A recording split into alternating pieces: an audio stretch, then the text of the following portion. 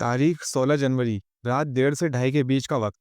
चोर सैफ अली खान के बांद्रा स्थित सदगुरु शरण अपार्टमेंट में चोरी करने के इरादे से दाखिल होता है। चोर पहले कई घंटों तक बाथरूम में छिपा होता है। फिर जब रात गहरी होती है तो वो बाथरूम से निकलकर अपना काम करने लगता है।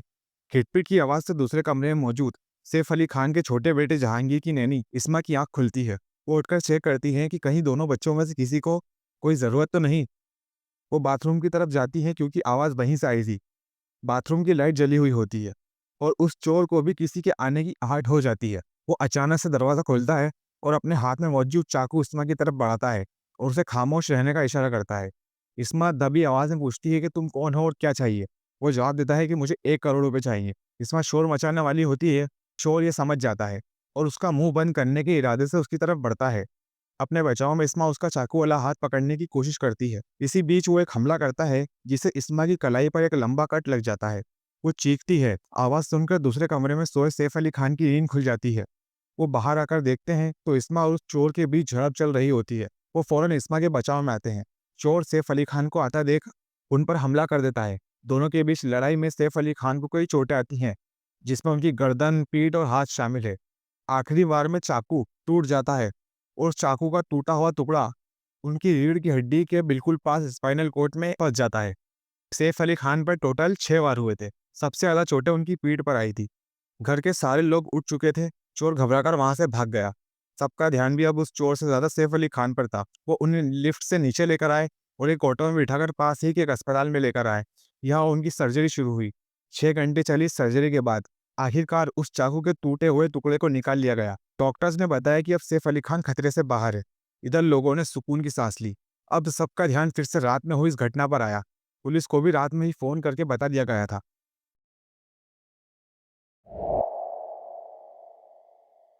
तो पहले थोड़ा इस बिल्डिंग के बारे में समझ लेते हैं। 12 मंजिला ऊंची ये लग्जरी बिल्डिंग मुंबई के हाई प्रोफाइल इलाके बांद्रा में स्थित है। इसमें टोटल 12 फ्लोर हैं। 7वें फ्लोर पर सैफ अपने परिवार के साथ रहते हैं। इससे पहले वो फॉर्च्यून हाइट्स नाम की एक बिल्डिंग में रहते थे, वहीं बांद्रा में।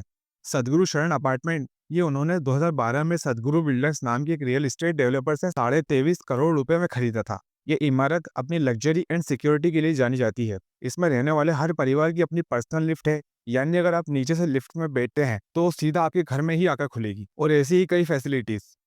तो अब सवाल ये आता है, रात 12 बजे के बाद बिल्डिंग का मेन डोर बंद हो जाता है। सिक्योरिटी गार्ड 24/7 मौजूद होते हैं। इतने पोर्च इलाके में एक बॉलीवुड सेलिब्रिटी के घर में एक मामूली चोर, जिसके बारे में हम आगे बात करेंगे, देखने में भी काफी दुबला पतला सा है, उनके घर में घुसता है। घर में करीब 6 लोग मौजूद थे, जिनमें सैफ अली खान, उनके 2 बच्चे जहांगीर और तैमूर, एक नौकर, एक मेड और एक नैनी इस्मा, जिनके बारे में हमने शुरू में बात की थी। इतने लोगों की मौजूदगी में वो सैफ अली खान पर 6 वार करता है और भाग जाता है। ना ही किसी सिक्योरिटी गार्ड ने और ना ही किसी और ने उसे देखा। बिल्डिंग में तकरीबन 100 सीसीटीवी कैमरे हैं, जिनमें से सिर्फ एक कैमरे में वो हमें दिखाई देता है, आते हुए भी और जाते हुए भी। और इतनी आलीशान बिल्डिंग में जिसमें 100 कैमरे लगे हैं, उन्हें मैनेज करने के लिए एक कंट्रोल रूम तो होगा ही। वहां पर भी इस चोर को किसी ने नहीं देखा। यह देखकर नजरअंदाज कर दिया गया।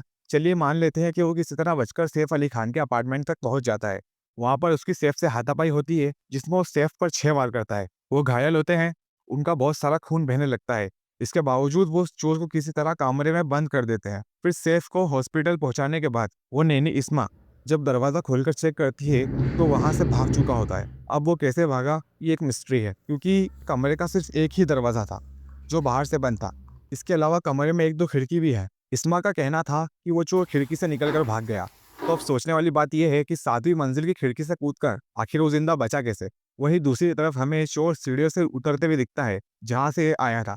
इसे देखने पर बिल्कुल भी नहीं लगता कि ये किसी को 6 चाकू मारकर आ रहा है। हाथों पर कोई खून के निशान नहीं, कोई भागने की जल्दी नहीं, एकदम आराम से उतर रहा है। और अब तो इसने अपना चेहरा भी दिखा दिया, जो इसने पहले छिपा रखा था। तो अब या तो वो नैनी इस्मा झूठ बोल रही है या मामला कुछ और है। पुलिस ने इंक्वायरी शुरू की। सबसे पहले इस्मा का बयान लिया गया, जैसा कि मैंने आपको बताया। इसके बाद घर के दूसरे लोगों से भी पूछताछ हुई, मगर ज्यादा कुछ हाथ नहीं लगा। पुलिस को शक था कि इस केस में घर का ही कोई शामिल हो सकता है, क्योंकि दरवाजा बंद होने के बाद वो चोर घर के अंदर आया कैसे, क्योंकि दरवाजा तोड़ा नहीं गया, किसी औजार से खोला नहीं गया। ऐसे में दो ही रास्ते हैं घर के अंदर आने के।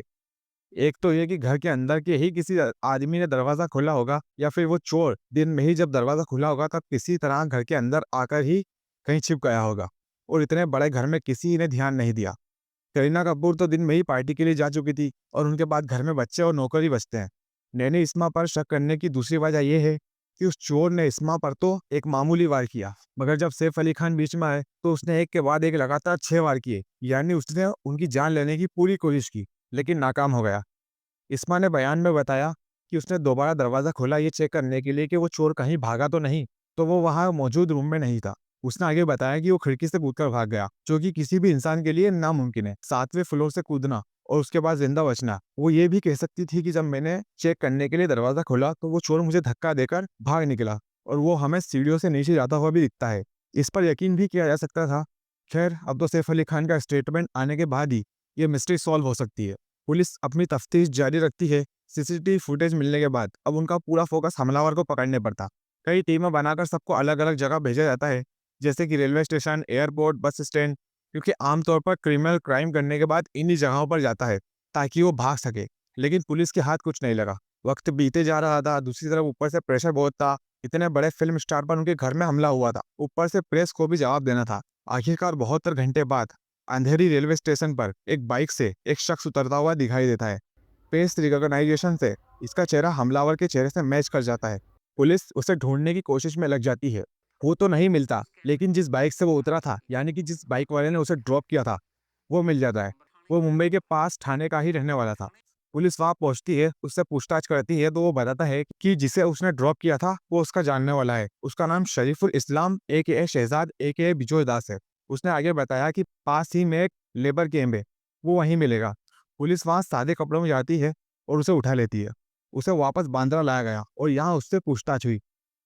अब यहाँ से चीजें क्लियर होना शुरू हुई। उसने बताया कि वो बांग्लादेश का रहने वाला है और यहाँ काम के सिलसिले में मुंबई आया था।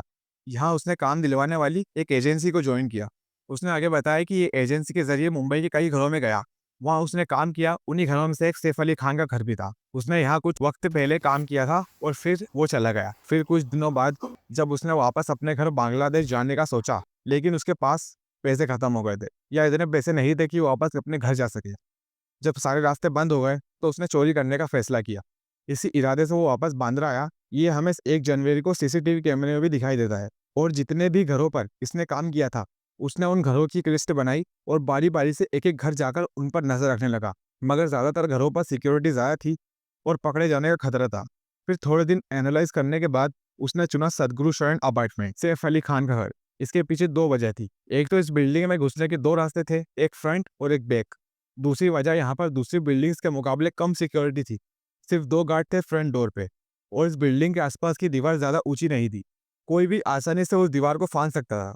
और एक बार वो अंदर घुस गया तो अंदर का तो उसे सब पहले से ही पता था। उसने प्लानिंग की और वो 15 जनवरी को रात 11 बजे के करीब दीवार फांदकर बैक डोर से बिल्डिंग में दाखिल हुआ। सीढ़ियों से वो टॉप फ्लोर पर गया और वहां पर उसने नकली चाबी से दरवाजा खोला और अपने आप को बाथरूम में बंद कर लिया, ताकि जब रात गहरी हो तो वो बाहर निकलकर अपना काम कर सके। फिर रात 2 बजे करीब वो बाहर निकलकर अपना काम करने लगा। फिर जहांगीर की नैनी इस्मा फिलिप्स को आहट हुई। उन्होंने उठकर देखा और उसके बाद की कहानी तो आप लोगों को पता ही है। वो वहां से भागकर नीचे आया। नीचे आकर उसने गार्डन में कपड़े बदले और कुछ देर वहीं पर छिपकर बैठ गया। फिर सुबह 8:30 बजे वो वहां से निकलकर सीधा बांद्रा रेलवे स्टेशन पर गया। यहाँ से उसने दादर की ट्रेन पकड़ी, फिर वहां से ठाणे की ट्रेन में बैठा और वहां जाकर उसी लेबर कैंप में जाकर छिप गया जहाँ से पुलिस ने उसे पकड़ा था।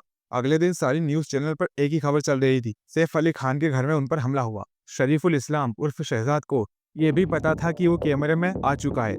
उसने अपना पूरा हुलिया चेंज कर लिया और कुछ दिन वहीं रहने का फैसला किया। फिर जब मामला ठंडा होता तो वहां से निकलकर अपने घर बांग्लादेश चला जाता। मगर अब वो कानून की गिरफ्त में था। उसका कहना था कि ये उसका पहला क्राइम था। वो सदगुरु शरण अपार्टमेंट में सिर्फ चोरी करने के इरादे से गया था, ताकि वो अपने घर जा सके और अपने परिवार से मिल सके। मगर तभी ये सब हो गया।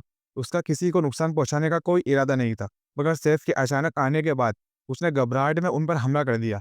उसने आगे बताया कि अगर मौका मिला तो वो उनसे माफी भी मांगेगा। उसने जो भी किया उस पर उसे पछतावा है। वो बस अपने घर जाना चाहता है। मगर अब बहुत देर हो चुकी है। अब तो सैफ अली खान के बयान के बाद ही इस पर कोई फैसला किया जा सकता है। तब तक के लिए शरीफुल इस्लाम उर्फ शहजाद को जेल में ही रहना होगा। खैर, अब देखते हैं इस केस में आगे क्या होता है। हो सकता है मुझे इस वीडियो का पार्ट 2 बनाना पड़ जाए, क्योंकि सैफ अली खान का स्टेटमेंट आने के बाद हो सकता है कि केस में एक नया मोड़ आए और हमारा इसे देखने का नजरिया ही बदल जाए। मगर फिलहाल इसे यहीं पर खत्म करते हैं, क्योंकि पूरी जानकारी तो हमें भी नहीं है। तो मिलते हैं नेक्स्ट वीडियो में। अगर मेरा काम पसंद आया तो लाइक का बटन नीचे ही है और उसके ठीक बगल में सब्सक्राइब का बटन भी है और उसके ज़रा सा ऊपर बेल आइकॉन है। और आगे आप लोगों को पता ही है कि क्या करना है। तो मिलते हैं अगले वीडियो में। रात बहुत हो गई है और मुझे अब नींद आ रही है। इससे ज़्यादा मैं नहीं बोल सकता, इंट्रोवर्ट टाइप का आदमी हूँ।